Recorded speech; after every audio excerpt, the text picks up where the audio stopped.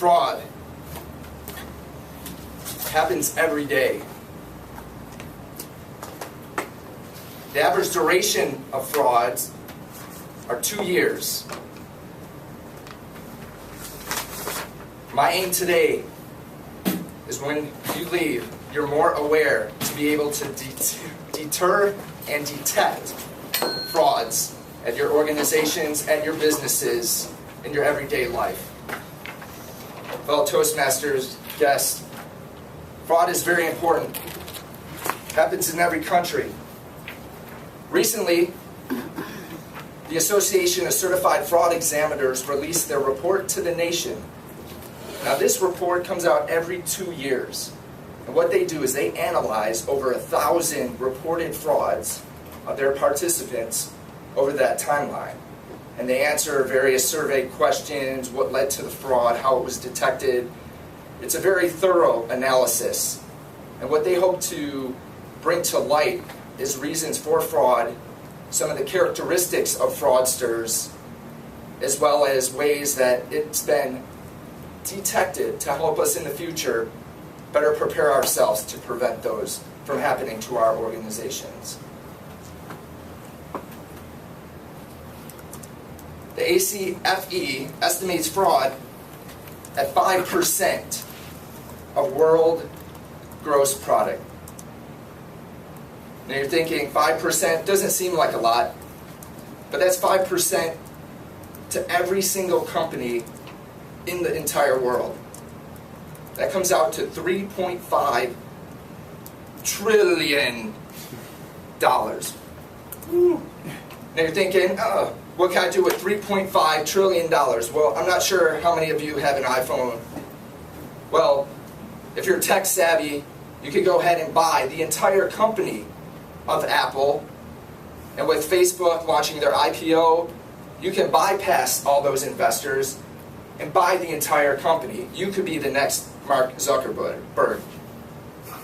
So with those two purchases, you still would have some money left over to the tune of $2.9 trillion to play with. You can also, if you're feeling generous, give every person in the entire world 50 cents. That's the significance of fraud that is out in the world today.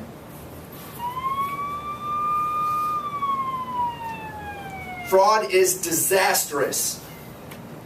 I'm not sure if you know that picture up there on the left. It's a gentleman by the name of Bernie Madoff. He ran a Ponzi scheme. I'm not sure if any of you are familiar with Ponzi schemes or have been. Unfortunately, there's been hundreds of thousands of people that have lost their nest eggs. There are people who use their entire life savings and invested it with someone who sold them a dream. Their dream was for financial stability later in life.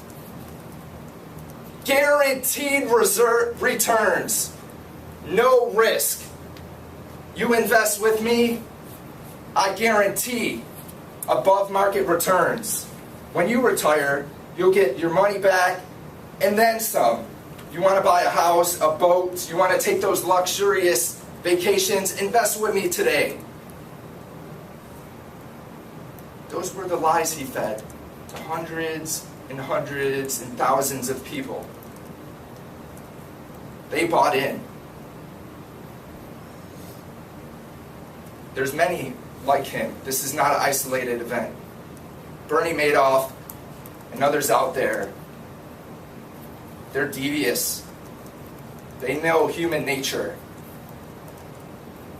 They know our sense for likability, and they prey on those factors. So how can we prevent that from happening to us? What can you do? Interestingly, the ACFE, as part of their report to Nation, disclosed the ways that frauds have been detected. Now, I'll let you process that information for a moment, because what stood out to me is that first item at the top.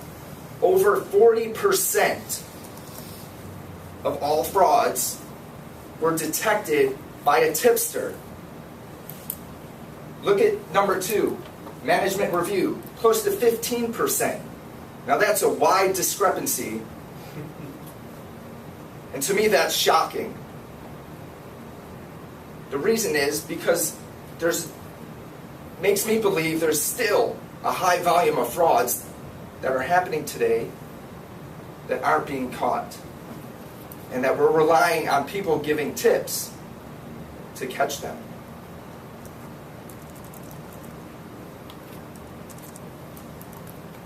Now I'll give you some information to help prepare your company to prevent frauds from occurring, or at least catching frauds earlier than the average 2-year duration that the ACFE has researched. Some of those characteristics: long time with a company. Why is that important? Because people that have been with their company for a long time understand the processes. They know the controls in place that they can possibly circumvent. They know enough about the company and the people in these roles that they can get their buy-in. They can talk them into helping them. Collusion.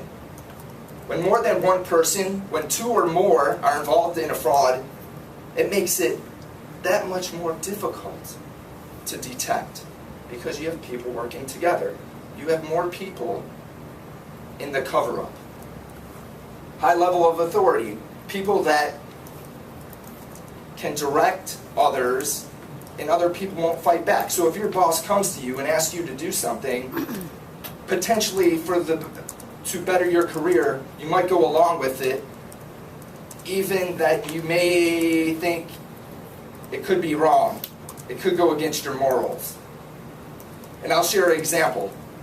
In the mortgage crisis, there was a CEO of a local company. His business was going under. He had low returns. So he was stressing out. He didn't know what to do. So he approached one of his loan officers, asked them,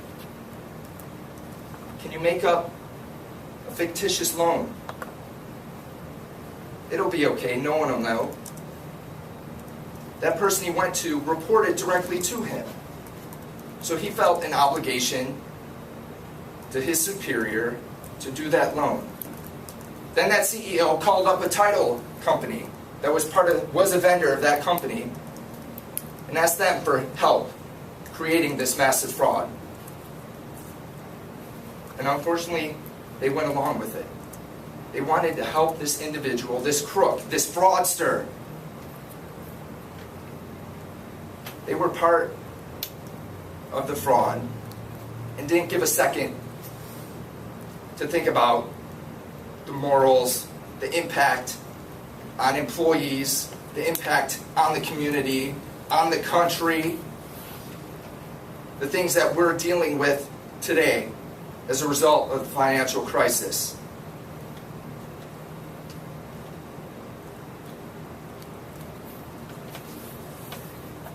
And I'll close with my last point there. First-time offenders. The ACFE has shown that over 80% of fraudsters are first-time criminals. First-time criminals. Now, you're thinking to yourself, that doesn't go along with logic. One would believe that criminals would have that behavior over time, that criminals would continue to be criminals, that there would be second, third-time criminals, fraudsters that have gone to jail and went back into the workforce, commit more crimes. But this is the biggest problem. These fraudsters are people working in our departments, at our companies, at our organizations that we don't necessarily think are fraudsters.